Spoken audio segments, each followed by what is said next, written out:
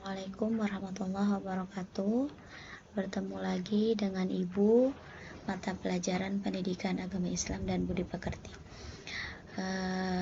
Semoga kita semua dalam keadaan sehat walafiat, selalu berada dalam lindungan Allah, tetap jaga kesehatan, tetap stay di rumah. Kalau tidak ada kepentingan, jangan bepergian, tetap pakai masker, jaga jarak, dan rajin cuci tangan. Oke, sebelumnya alhamdulillah kita dipertemukan lagi di mata pelajaran PAI ini, yang mana untuk pertemuan kali ini kita akan membahas bab 4 yang berkaitan dengan pengamalan sholat sunnah. Nah, sebelumnya tidak akan pernah bosan Ibu selalu mengingatkan kepada kalian bagi teman-teman yang belum mengerjakan tugas di materi-materi sebelumnya, masih Ibu tunggu. Silahkan kalian cek Google Classroom kalian, karena semua tugas yang sudah Ibu berikan ada di situ. Jika kalian tidak mengerjakan, berarti kalian dianggap tidak hadir dan dianggap tidak ada nilai harian. Jadi jika kalian mengerjakan tugas meskipun itu salah, itu akan Ibu nilai dengan nilai yang maksimal. Tapi jika kalian tidak mengirim tugas sama sekali, mohon maaf Ibu tidak bisa memberikan nilai sama sekali. Oke, langsung saja. Bab 4 ini itu membahas tentang sholat sunnah. Sebelumnya, sholat itu menurut bahasa artinya doa, sedangkan menurut istilah artinya sebuah sebuah gerakan atau sebuah pekerjaan yang diawali dengan takbiratul ihram dan diakhiri dengan salam. Jadi kalau misalkan kalian membahas tentang masalah sholat sunnah, kalian harus tahu dulu apa sih itu sholat. Sholat menurut bahasa artinya doa, sedangkan menurut istilah artinya sebuah kegiatan atau sebuah perilaku atau sebuah aktivitas yang diawali dengan takbiratul ihram dan diakhiri dengan salam. Itu adalah pengertian sholat. Nah, kita sebagai umat muslim ada beberapa sholat. Yang pertama adalah sholat wajib, dimana sholat wajib ini adalah sholat yang tidak boleh kita tinggalkan karena itu berkaitan dengan rukun Islam, dimana rukun Islam yang kedua adalah sholat. Sholat itu wajib bagi semua muslim, apalagi muslim yang sudah balik. Nah, yang kedua itu adalah sholat sunnah. Apa sih sunnah itu? Sunnah itu adalah apabila dikerjakan mendapat pahala, apabila ditinggalkan kita akan rugi. Kenapa sih Bu kok kita rugi? Jelas rugi, karena Allah sudah jelas-jelas memberikan pahala kepada kita melalui sholat sunnah, akan tetapi kita tidak melaksanakannya. Sama saja kita menyia-nyiakan pahala yang sudah Allah janjikan. Nah, lanjut. Sebelum kita melanjut ke macam-macam sholat sunnah, ada beberapa kategori yang bisa kita sampaikan. Yang pertama, sholat sunnah itu terdiri dari sholat sunnah berjamaah dan sholat sunnah munfarid. Yang ketiga, yang kedua itu ada macam-macam sholat sunnah berjamaah, dan yang ketiga ada macam-macam sholat sunnah yang bisa dilaksanakan secara munfarid saja. Oke, sebelumnya kamu harus tahu dulu apa sih perbedaan berjamaah atau munfarid. Nah, kalau sholat berjamaah itu adalah sholat yang dilakukan oleh dua orang atau lebih yang terdiri dari imam dan makmum. Biasanya bagi seorang laki-laki itu hukumnya wajib untuk melaksanakan sholat di masjid, ya. Untuk seorang perempuan boleh melaksanakan sholat di masjid dengan catatan dia menutup aurat, tidak memakai wewangian, dan tidak menyebabkan menjadikan pusat perhatian bagi kaum lelaki. Jadi perempuan juga boleh di masjid, akan tetapi dengan catatan tidak menjadi pusat perhatian, ya. Jadi sholat berjamaah itu adalah sholat yang dilakukan oleh dua orang atau lebih, yang pasti minimal itu adalah dua orang karena dia terdiri dari imam dan makmum. Sedangkan sholat berjamaah ini memiliki pahala sebanyak 27 derajat. Ya, bayangkan ketika kamu melaksanakan 5 waktu sholat subuh, zuhur, asar, maghrib, isya dengan cara berjamaah. Tinggal dikalikan saja 27 derajat dikalikan sholat 5 waktu. Itu hanya sholat 5 waktu saja. Selanjutnya sholat munfarid. Sholat munfarid ini adalah sholat yang dilakukan sendirian. Ya, nah artinya nanti di dalam sholat sunnah ini ada beberapa sholat sunnah yang bisa dilakukan secara berjamaah saja, dan ada juga sholat sunnah munfarid yang dan ada juga sholat sunnah yang bisa dilakukan secara munfarid saja, atau ada juga nanti sholat sunnah yang dilakukan bisa dengan berjamaah, bisa dengan munfarid. Nah, bedanya kalau sholat sunnah berjamaah itu 27 derajat, sedangkan sholat sunnah munfarid ini hanya 1 derajat. Wow, bedanya jauh banget kan? 1:27 derajat. Jadi tinggal kalian pilih, kalian mau dapat yang mana nih pahalanya. Next.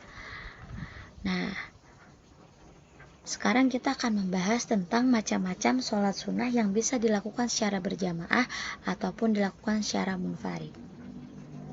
Ada apa aja? Pertama ada sholat sunnah duha, kedua ada sholat sunnah tahajud, ketiga ada sholat sunnah tarawih dan witir, dan keempat ada sholat sunnah tasbih. Kita lihat.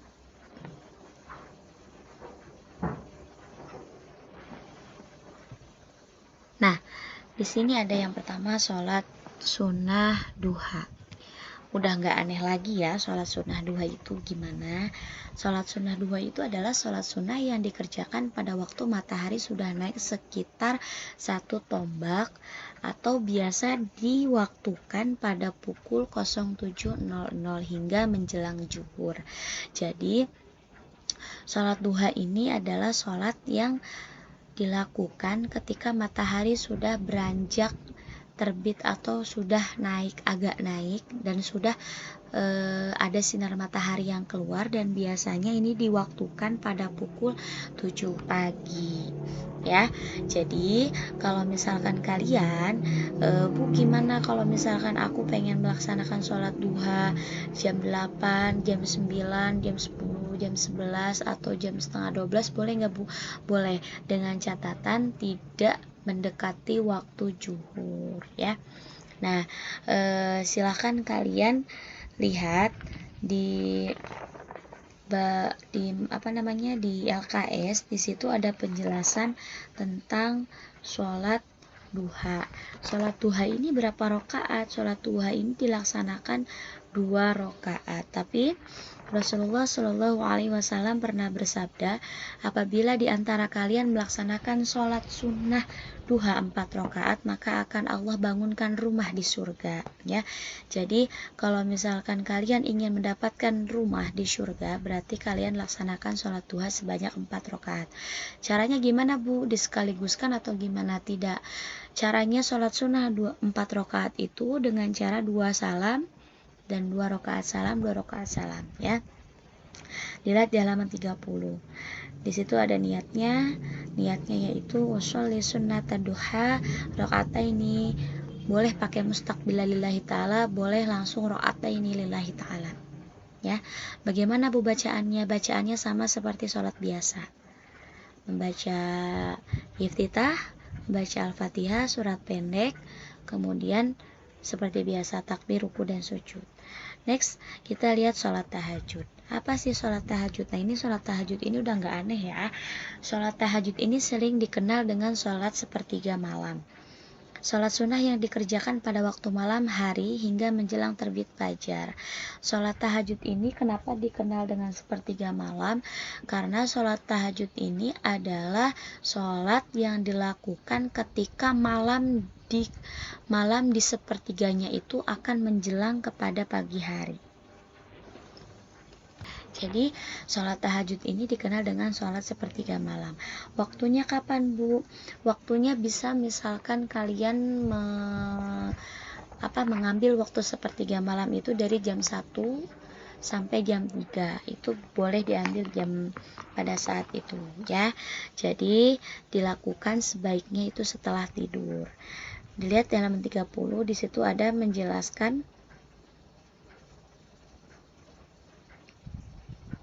jumlah rakaat yang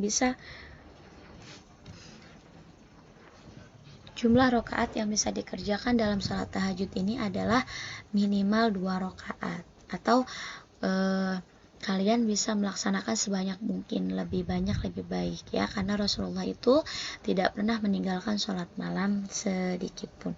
Dalil yang menjelaskan tentang pentingnya sholat tahajud terdapat di dalam surat Al-Isra ayat 79. Wa minal laili fatahajjat bihi nafilatan lak asa ayyab'atsaka rabbuka maqaman mahmuda. Wa minal laili, dan pada sebagian malam hari, fatahajjat bih, bersembahyang tahajudlah kamu, nafilatalak, sebagai suatu ibadah bagimu, asa ayyab asaka, mudah-mudahan Tuhanmu, asa ayyab asaka rabbuka, mudah-mudahan Tuhanmu, maqama, mengangkat kamu, mahmuda, ke tempat yang terpuji. Jadi harus kalian tahu bahwasannya sholat tahajud ini menjadi sholat yang sangat penting. Karena apa? Karena sholat tahajud ini adalah sholat yang akan bisa mengangkat derajat kita ke derajat yang paling mulia di sisi Allah Subhanahu wa Ta'ala. Bayangkan, kenapa Allah gak tanggung-tanggung ngasih pahala ke sholat tahajud ini? Karena apa?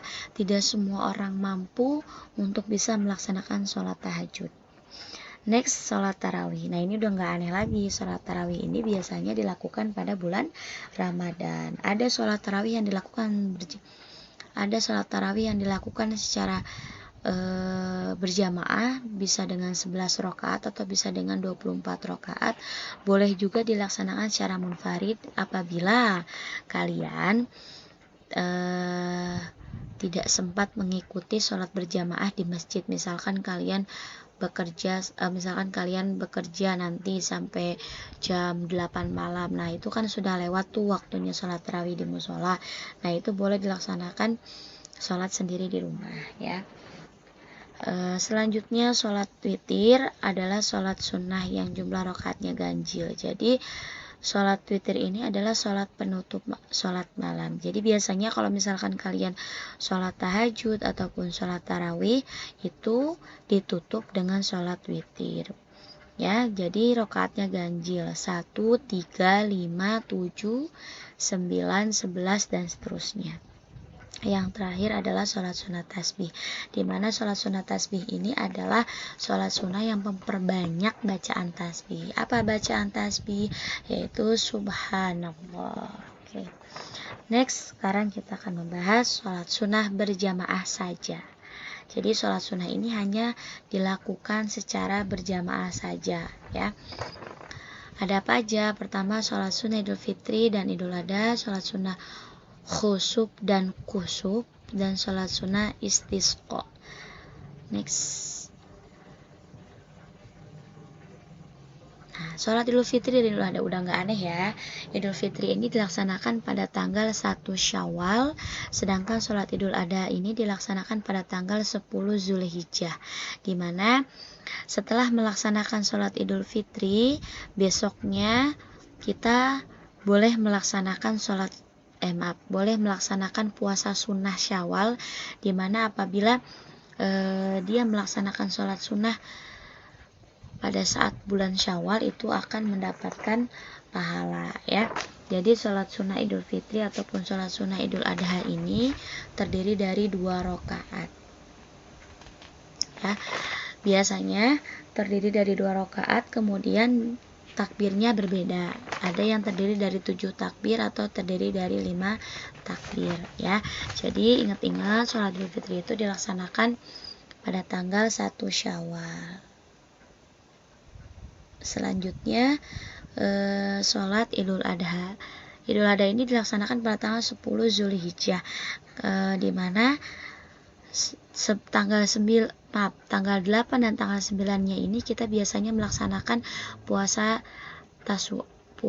Arafah dan Tasu'a. Nah, itu adalah salah satu bukti kenapa kita melaksanakan puasa Arafah, di mana orang-orang yang sedang melaksanakan haji itu sedang wukuf di padang Arafah. Dia berdiam diri, berzikir, memohon kepada Allah, berdoa kepada Allah, bermunajat kepada Allah pada tanggal 9 Zulhijjah.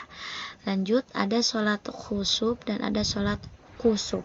Bedanya, kalau sholat khusuf itu adalah sholat gerhana bulan, sedangkan sholat khusuf ini adalah sholat gerhana matahari. Yang ketiga ada sholat istisqa. Sholat istisqa ini adalah sholat memohon hujan. Apabila kita mengalami kemarau yang sangat panjang, nah kita boleh melaksanakan sholat istisqa.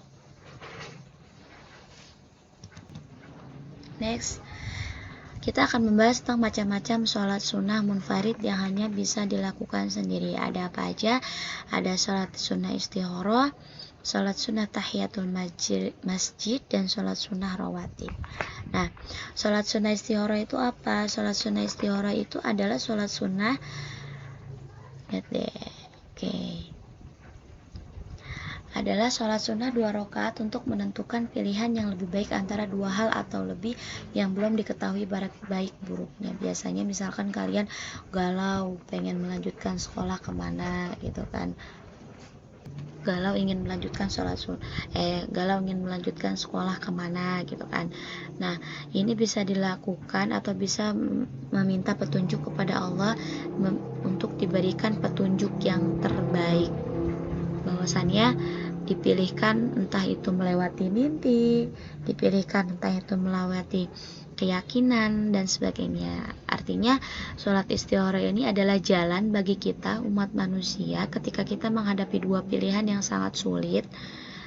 Kita bisa menggunakan sholat sunnah istikharah. Berapa rakaat? 2 rakaat. Yang kedua ada sholat tahiyatul masjid. Sholat sunnah 2 rakaat ketika memasuki masjid sebelum duduk, tujuannya untuk menghormati masjid. Nah, tahiyatul masjid ini biasanya dilaksanakan ketika kamu mengunjungi sebuah masjid. Ketika kamu beres berwudu sambil menunggu iqomah atau sambil menunggu untuk melaksanakan sholat wajib, silahkan kalian isi dengan sholat sunnah tahiyatul masjid. Tapi dengan catatan kamu tidak boleh duduk. Jadi beres wudu itu langsung kamu niat usolli sunnatan tahiyatul masjid rakataini lillahi ta'ala. Bacaannya gimana Bu? Sholat sunnah semuanya sama bacaannya seperti sholat fardu. Yang membedakan hanya rokaatnya saja dan tujuan dari sholat itu. Yang membedakannya adalah rokaat, niat, dan tujuan dari sholat itu sendiri, ya. Nah, ada sebuah kisah. Ini diceritakan dari budak yang bernama Bilal bin Rabah. Bilal bin Rabah ini adalah muazzinnya Rasulullah. Bilal bin Rabah ini adalah orang yang masuk agama Islam atau dikenal dengan as-sabiqunal awalun. Sebelum Bilal bin Rabah meninggal, seorang sahabat pernah bertanya kepada Bilal, "Wahai Bilal, amalan apa yang kamu lakukan sehingga jejak kakimu sudah terdengar di surga?" Padahal pada saat itu Bilal belum meninggal. Nah, ternyata Bilal menjawab, aku tidak pernah melaksanakan sebuah kegiatan atau sebuah sholat atau sebuah perintah Allah, melainkan aku hanya melaksanakan 2 rakaat sholat setelah wudhu. Jadi ada lagi namanya sholat syukrul wudhu. Nah, sholat syukrul wudhu ini dilaksanakan pada saat ketika kalian sudah melaksanakan wudhu, kalian melaksanakan sholat sunnah terlebih dahulu. Bagaimana niatnya? Usolli sunnatan syukrul wudhu rakataini lillahi ta'ala. Bu, gimana? Apakah harus dilaksanakan syukrul wudhu dulu atau tahiyatul majlis dulu? Lebih baik dilaksanakan sholat tahiyatul masjid dulu, karena karena syarat untuk melaksanakan tahiyatul majlis ini tidak boleh duduk dulu. Kalau misalkan kalian melaksanakan sholat sunnah syukrul wudhu dulu, berarti sholat tahiyatul masjidnya kurang sunnah, kurang afdol, itu bahasanya ya. Jadi itu adalah sebuah kisah di mana orang yang belum meninggal saja jejak kakinya sudah terdengar di surga. Saking solehnya Bilal bin Rabah, dia tidak pernah meninggalkan sholat 2 rakaat setelah berwudu. Yang ketiga ada sholat rawatib. Sholat rawatib ini adalah sholat apa ya bahasanya itu, sholat yang mengiringi sholat fardu baik sebelum atau sesudahnya. Karena sholat rawatib ini ada sholat rawatib qobliyah dan ada sholat rawatib ba'diyah. Kalau sholat rawatib qobliyah itu adalah sholat sunnah yang dilaksanakan sebelum sholat fardu, sedangkan sholat rawatib ba'diyah itu sholat sunnah yang dilaksanakan setelah sholat fardu. Nah, dalam sholat sunnah rawatib ini ada 2 kriteria. Ada sholat sunnah rawatib muakkad atau sholat sunnah yang dikuatkan kesunahannya, karena Rasulullah Shallallahu Alaihi Wasallam tidak pernah sedikit pun meninggalkan sholat sunnah ini. Dan ada sholat sunnah rawatib ghairu muakkada, sholat sunnah yang tidak dikuatkan kesunahannya. Artinya Rasulullah menganjurkan untuk melaksanakan, tapi beliau tidak menekankan secara bukan paksa ya, tidak menekankan secara harus. Kadang Rasulullah pun pernah melewatkan. Jadi itu perbedaannya ya. Nah, mungkin itu saja yang bisa Ibu sampaikan. Kurang lebihnya mohon maaf. Nanti setelah ini kalian akan mendapatkan tugas melewati Google Classroom. Silahkan kalian simak. Mudah-mudahan apa yang sudah Ibu sampaikan bermanfaat untuk diri kita, untuk diri kita sendiri. Ketika ada yang salah itu datangnya dari Ibu, karena kebenaran itu adalah hanya milik Allah Subhanahu wa Ta'ala. Cukup sekian untuk pertemuan kali ini. Akhirul kalam. Subhanakallahumma wa bihamdika asyhadu an la ilaha illa anta astaghfiruka wa atubu ilaik. Wassalamualaikum warahmatullahi wabarakatuh.